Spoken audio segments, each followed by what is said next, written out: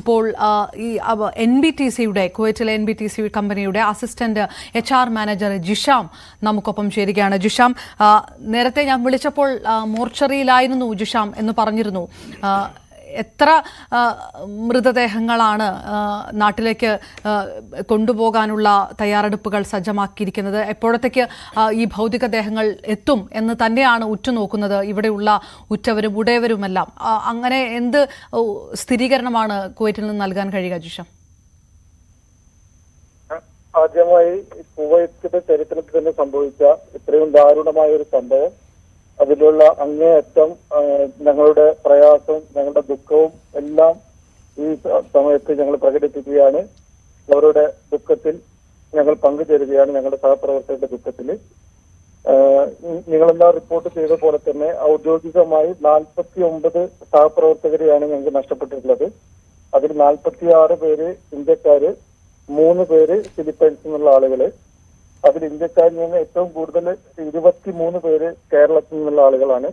7 പേര് തമിഴ്നാട് ഉൾപ്പെടെ ബാക്കിയുള്ള ഏകദേശം 12ഓളം സംസ്ഥാനങ്ങളിൽ നിന്നുള്ള 46 ഇന്ത്യക്കാരെ സഹപ്രവർത്തകരെയാണ് നമുക്ക് നഷ്ടപ്പെട്ടിട്ടുള്ളത്. അതില് അങ്ങേയറ്റം ഞങ്ങൾ പ്രയാസം രേഖപ്പെടുത്തുന്നതോടൊപ്പം ഇനി എന്ത് ചെയ്യാം എന്നതിനെ കുറിച്ചാണ് NBTC ചിന്തിക്കുന്നത്. ഞങ്ങളുടെ മാനേജ്മെന്റ് ഈ ജീവൻ നഷ്ടപ്പെട്ട ആളുകളുടെ കുടുംബത്തോടൊപ്പം എന്ത് കാര്യത്തിനും ഉണ്ടാവുമെന്നുള്ള ഉറപ്പ് ആദ്യം തന്നെ നൽകിയിട്ടുണ്ട്. ഒരു അടിയന്തര സഹായം എന്ന നിലയിൽ കമ്പനി 8 ലക്ഷം രൂപ മരണപ്പെട്ട എല്ലാ ജീവനക്കാരുടെയും കുടുംബങ്ങൾക്ക് നൽകാൻ വേണ്ടി തീരുമാനിച്ചിട്ടുണ്ട്.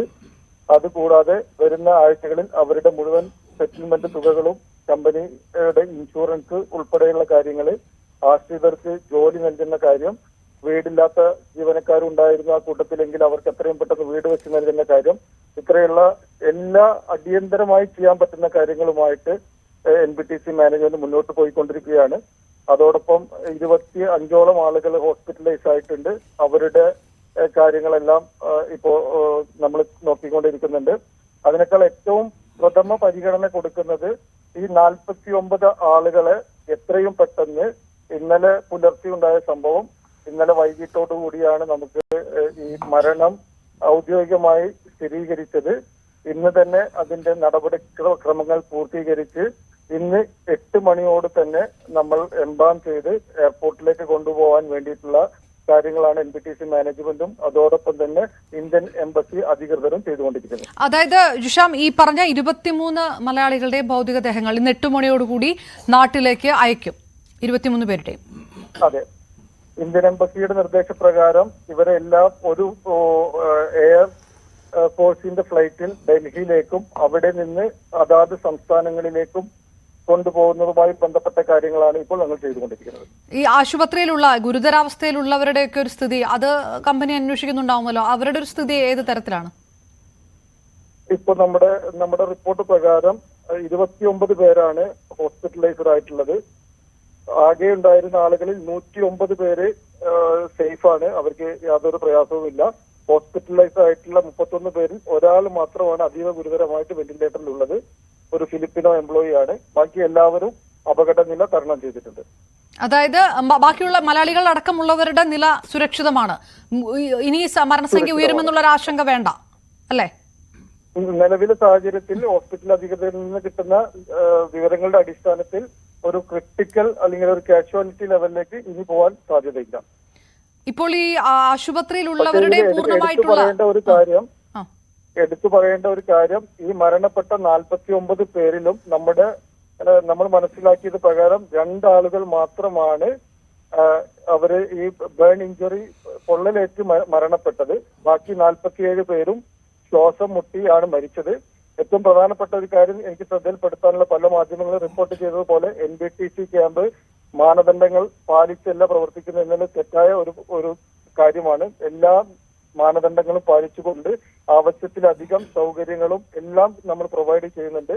ഒരു റൂമിൽ 3 പേരാണ് താമസിക്കുന്നത്. അതിനുള്ള എല്ലാ സൗകര്യങ്ങളും നമ്മൾ ചെയ്തിട്ടുണ്ട്. അല്ല, പക്ഷേ ജിഷാം, ഇത് ആ കെട്ടിടത്തിൽ താമസിച്ചവരുടെ എണ്ണം 195 എന്ന് പറയുന്നത് അതൊരു വലിയ കണക്കായിരുന്നു. 150-അപ്പുറത്തേക്ക് ആൾക്കാരെ താമസിപ്പിക്കാനുള്ള പെർമിഷൻ ഉണ്ടായിരുന്നില്ല എന്ന തരത്തിലുള്ള ഒരു വാർത്തകളുണ്ടല്ലോ, അത് നിഷേധിക്കുകയാണോ? ഇല്ല, ആ ഒരു ക്യാമ്പിന്റെ അക്കോമഡേഷൻ എന്ന് പറയുന്നത് ഒരു റൂമിൽ 3 പേര് വീതം 72 റൂമുകളാണുള്ളത്. നമുക്ക് മാക്സിമം 216 പേര് വരെ നമുക്ക് അക്കോമഡേറ്റ് ചെയ്യാൻ പറ്റും. നമ്മുടെ അവിടുത്തെ സ്ട്രെങ്ത് 196 പിന്നെ ഒരു കാര്യം ഇവിടുത്തെ ഒഫീഷ്യൽസ് അനൌദ്യോഗികമായിട്ട് പറഞ്ഞത്, പകലായിരുന്നു ഈ ഒരു ദുരന്തമെങ്കിൽ ഇത്രയും ഒരു ദുരന്തം വ്യാപ്തി ഉണ്ടാവുമായിരുന്നില്ല, ഒരാൾക്ക് പോലും ജീവൻ നഷ്ടപ്പെടുമായിരുന്നില്ല. ഈ ആളുകളെല്ലാം പുലർച്ചെ 4 മണിക്ക് നല്ല ഉറക്കത്തിലായിരുന്നു. അതുകൊണ്ട് തന്നെ ഇവർക്ക് ശ്വാസം മുട്ടി അബോധാവസ്ഥയിലേക്ക് പോവുകയും പിന്നീട് മരണം സംഭവിക്കുകയാണ് ചെയ്തത്. ഈ സുരക്ഷാ പരിശോധനകൾ കൃത്യമായിട്ട് നടന്നിട്ടുണ്ടായിരുന്നില്ല എന്ന തരത്തിലുള്ള റിപ്പോർട്ടുകൾ ഉണ്ടല്ലോ, അതിനോടുകൂടി ഒന്ന് പ്രതികരിക്കണം ജിഷാം. അതിനോട് എനിക്ക് ഒറ്റ കാര്യം പറയുന്നുള്ളൂ. കഴിഞ്ഞ 4 മാസങ്ങൾക്ക് മുമ്പ് കുവൈത്തിൽ കേന്ദ്ര വിദേശകാര്യ സഹമന്ത്രി കുവൈത്ത് സന്ദർശിച്ചപ്പോൾ ഇന്ത്യൻ എംബസിയുടെ നിർദ്ദേശപ്രകാരം അദ്ദേഹം സന്ദർശിച്ച ഏക ലേബർ അക്കോമഡേഷൻ എന്ന് പറയുന്നത് NBTC ക്യാമ്പാണ്. കാരണം അത് എല്ലാ മാർഗനിർദ്ദേശങ്ങളും ഗവൺമെന്റ് നിയമങ്ങളും പാലിച്ചുകൊണ്ടാണ് പ്രവർത്തിക്കുന്നത് എന്ന് 100% അവർ അന്വേഷിച്ച് ഉറപ്പുവരുത്തിയതിന്റെ അടിസ്ഥാനത്തിലാണ് ഇന്ത്യയിൽ നിന്നും കുവൈത്തിലേക്ക് വന്ന കേന്ദ്ര വിദേശകാര്യ സഹമന്ത്രി NBTC ജിഷാം ഒരു കാര്യം കൂടെ ചോദിച്ചോളാം ജിഷാം. 8 ലക്ഷം രൂപ അടിയന്തര സഹായമായിട്ട്, അപ്പം ഈ മരിച്ചവരുടെ നാട്ടിൽ പൂർത്തിയാക്കാത്ത വീടുകളടക്കം അത്തരം കാര്യങ്ങളെല്ലാം ഏറ്റെടുക്കുമെന്ന് പറഞ്ഞിരുന്നല്ലോ. അതായത് ഇവരുടെ പൂർത്തിയാക്കാതെ നിൽക്കുന്ന പ്രോജക്റ്റുകളടക്കം വീടുകളടക്കം അത് കമ്പനി ഏറ്റെടുത്ത് നിർമ്മിച്ചു കൊടുക്കും എന്നുകൂടിയാണോ? തീർച്ചയായും ഈ മരണപ്പെട്ടു പോയ ആളുകളുടെ കൂട്ടത്തിൽ വീടില്ലാത്ത ആളുകളുണ്ട് എന്നുണ്ടെങ്കിൽ തീർച്ചയായും മാനേജ്മെന്റ് ആ രീതിയിലുള്ള തീരുമാനങ്ങൾ എടുത്തിട്ടുണ്ട്.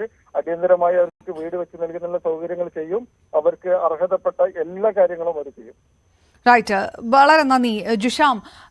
NBTCയുടെ അസിസ്റ്റന്റ് മാനേജർ തന്നെയാണ് നമ്മളോട് സംസാരിച്ചത്.